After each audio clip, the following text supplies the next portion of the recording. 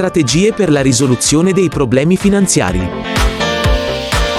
Dopo aver analizzato nel dettaglio le cause profonde che determinano l'insorgere di criticità finanziarie e averne quantificato gli impatti sull'operatività aziendale, è giunto il momento di delineare un piano strategico che consenta di riportare in equilibrio la situazione finanziaria.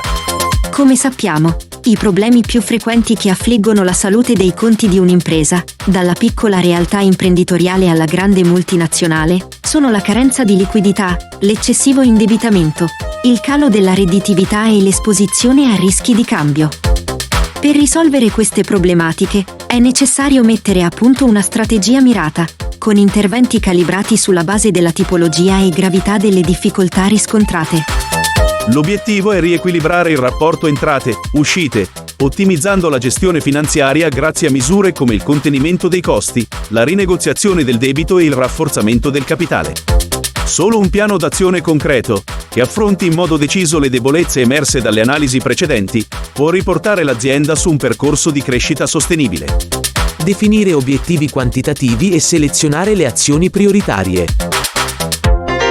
Il primo passo per elaborare una strategia efficace di risanamento finanziario è definire obiettivi quantitativi chiari e misurabili. Ad esempio, incrementare il cash flow operativo del 10% entro 6 mesi oppure ridurre l'indebitamento del 20% entro 3 anni. Questi obiettivi guidano la selezione degli interventi prioritari da pianificare, che devono agire su più fronti contemporaneamente: taglio dei costi, ottimizzazione dei processi interni, rinegoziazione del debito, rafforzamento del capitale, rilancio commerciale. Gli obiettivi quantitativi fungono da guida per scegliere le azioni più urgenti e impattanti da implementare rapidamente per risanare la situazione finanziaria. Definire metriche e orizzonti temporali chiari è il primo passo per costruire una strategia incisiva. Interventi per ridurre i costi ed efficientare i processi.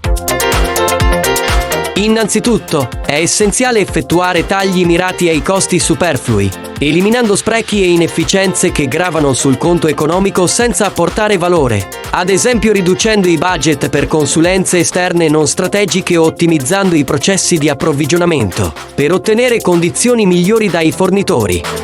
Parallelamente, bisogna ottimizzare i processi operativi e logistici per incrementare la produttività degli asset esistenti, ad esempio riorganizzando la produzione per ridurre tempi morti e scorte di magazzino. Sul fronte del debito, la rinegoziazione delle condizioni con gli istituti di credito e l'allungamento delle scadenze dei prestiti possono alleggerire l'onere degli interessi passivi. Ad esempio, si possono posticipare alcune rate in scadenza per superare un momento di tensione finanziaria. Inoltre, l'accesso a nuove linee di credito a breve termine, magari garantite da asset, fornisce ossigeno per fronteggiare esigenze contingenti. Interventi straordinari per rilanciare il business. Interventi più radicali prevedono l'apporto di nuovo capitale attraverso un aumento di capitale o l'ingresso di un socio finanziatore, nonché la dismissione di rami d'azienda o divisioni in perdita cronica per dismettere le componenti di business non profittevoli.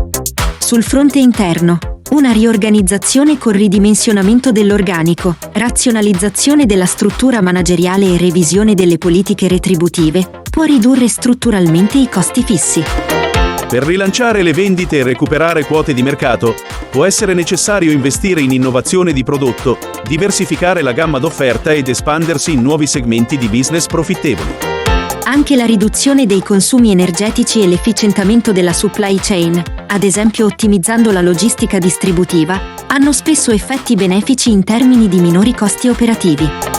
Per risolvere efficacemente i problemi finanziari di un'azienda e rimetterla su binari di crescita sostenibile, il management deve sviluppare una strategia articolata che agisca simultaneamente su più fronti: riduzione costi, ottimizzazione della gestione operativa, ristrutturazione del debito, rafforzamento patrimoniale, rilancio commerciale, diversificazione del business. La chiave è calibrare gli interventi in base alla reale situazione finanziaria analizzata e agli obiettivi quantitativi prefissati. Attuando queste azioni con rapidità e decisione, anche le situazioni più compromesse possono essere risolte.